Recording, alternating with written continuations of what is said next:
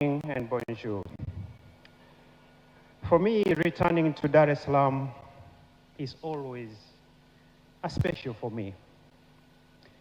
This city shaped me as a clinician, a teacher, a public health specialist. It taught me that behind every patient is a family, a future, a community that depends on them. The lesson lies at the heart of President William Mkapa legacy.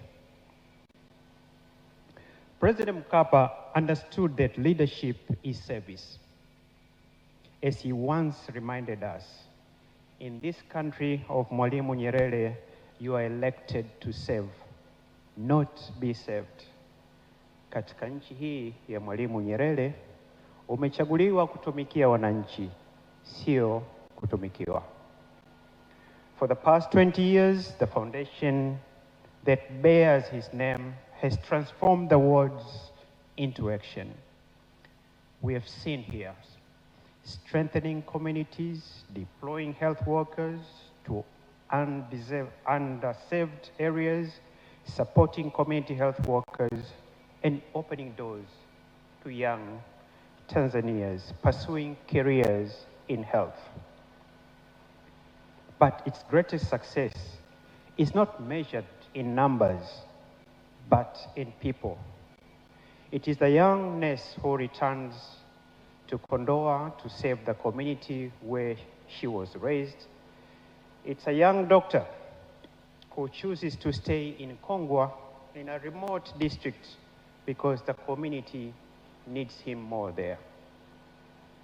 It is innovators like Dr. Atisha, whose pioneering work in biomedical engineering is helping expand access to prosthetic and orthotic devices for those who need them most. These stories remind us of a simple truth.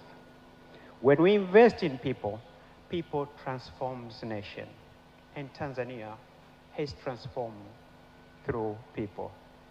Indeed, enduring the legacy of President Mkapa shows us that sustainable development begins with investing in human potentials, whether through education, health, or community empowerment. The greatest returns come from enabling people to thrive and contribute to their nation's progress.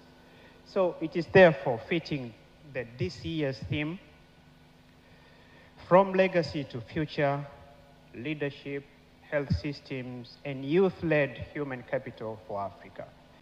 The Human Resources for Health conference that preceded this summit reminded us of the stark reality. Honorable Your Excellency Vice President, by 2030, the world is projected to face a shortage of nearly 11 million health staff. The worst part, the low and middle income countries like Tanzania is bearing the largest share of the burden. Actually, we are going to have a shortage of 6 million health workers by 2030. Africa is the world's youngest continent. Your Excellency, our greatest resource is not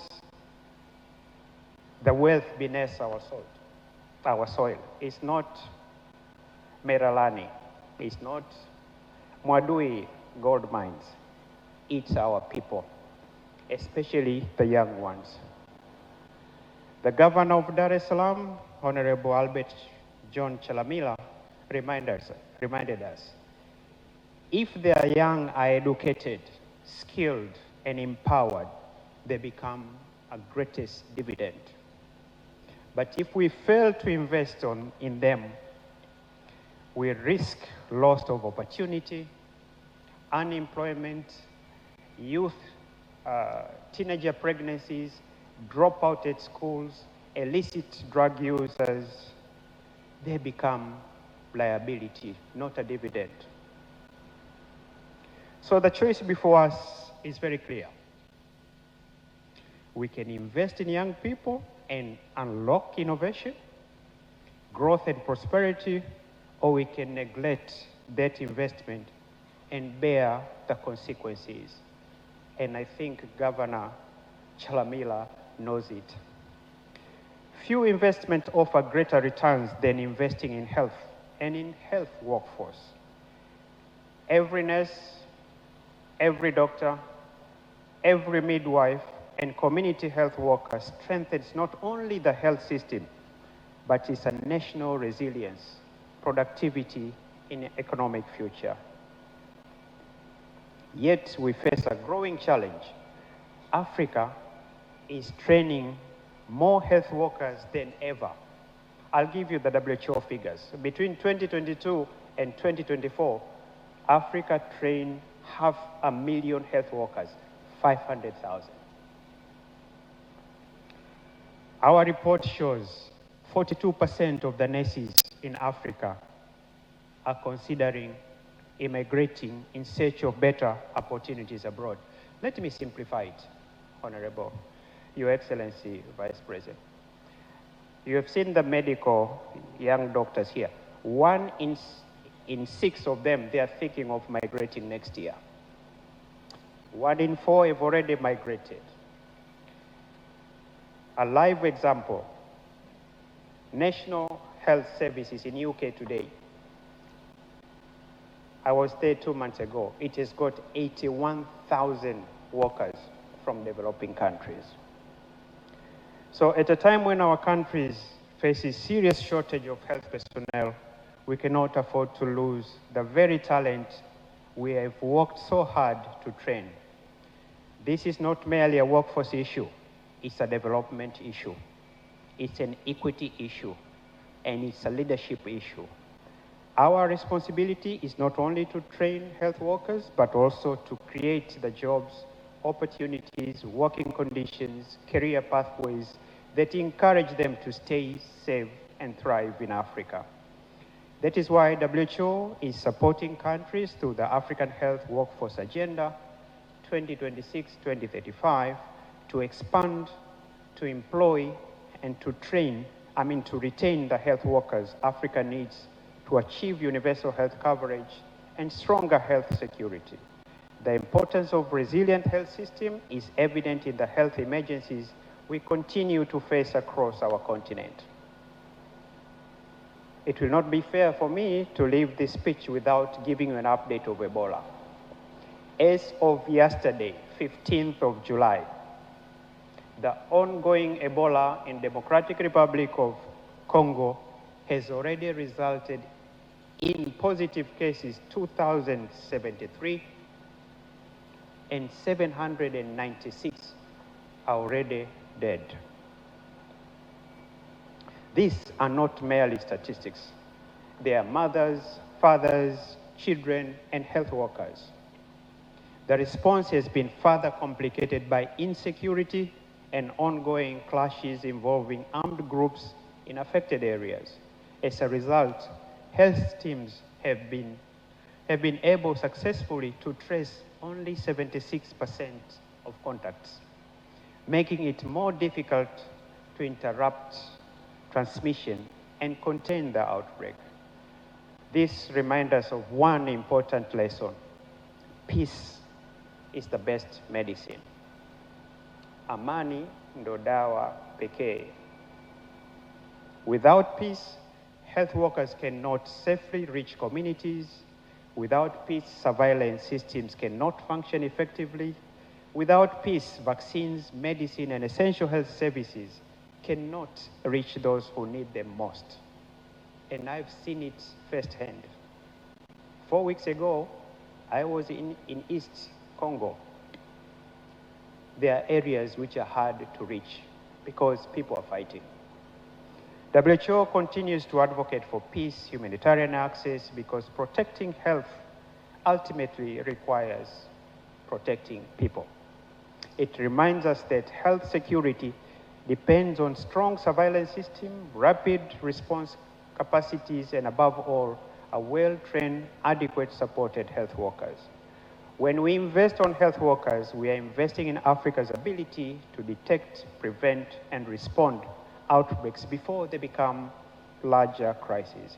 Your Excellency, allow me to convey my sincere appreciation to the government of the Republic of Tanzania for the confidence and support extended my candidature last year for the position of WHO Regional Director for Africa, following the ultimate passing of my dear colleague and brother, Dr. Faustin Ndungulile. May his soul continue to rest in eternal peace. Amen. I was deeply humbled by the support I received from the member states. From the 46 votes, I got 36 in the first round. I remain profoundly grateful, and standing before you today, I renew my promise. I will not let Tanzania down. I will not let Africa down. And I will work tirelessly to ensure that Africa's voice is heard and that Africa's health priorities remain high on the global agenda. As we celebrate 20 years of achievement, let us continue investing in people, because every young person empowered, every health worker trained, every community saved, and every life saved brings us closer to the Africa we all want. That is the legacy of President Mkapa, and the future we must conclude. Let me finish. President Mkapa believed deeply in the potential of young people. Shortly before his passing, he reminded us that our future lies in the hands of the youth. Let us therefore give our young people the education, the skills, opportunity, and the leadership they deserve. Let us strengthen the health care system. Let us retain the nurture and talented professions we have invested so much.